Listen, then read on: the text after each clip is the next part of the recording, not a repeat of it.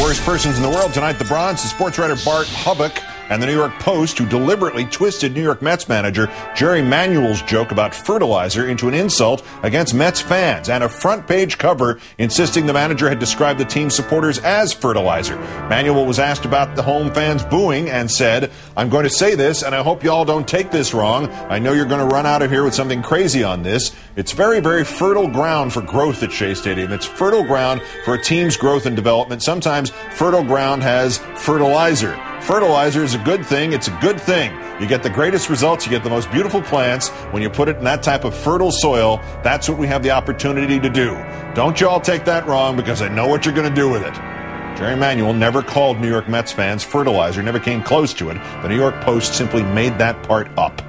The runner-up, U.S. Representative Michele Bachman of Minnesota, explaining that drilling for oil in the Arctic National Wildlife Reserve in Alaska would be beneficial for the wildlife there because the warmth of the oil in the pipeline causes a, quote, enhancement of wildlife expansion and would, quote, become a meeting ground and coffee clutch for caribou.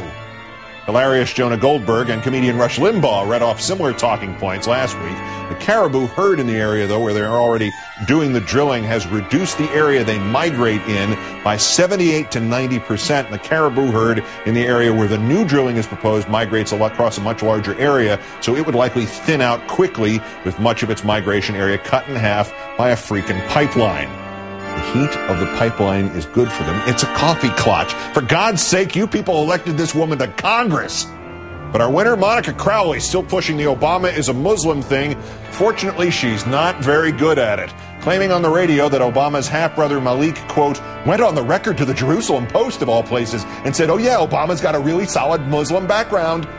As ABC's Jake Tapper pointed out, Malik Obama never even talked to the Jerusalem Post, on the record or off. He did do an interview with Israeli Army Radio. ABC has the tape online, but nowhere even in that interview does Obama's half-brother say anything about a supposed Muslim background. It was the Jerusalem Post, not Malik Obama, which used the phrase.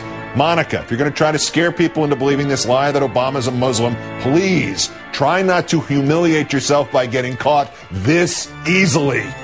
Monica Crowley, today's worst person in the world.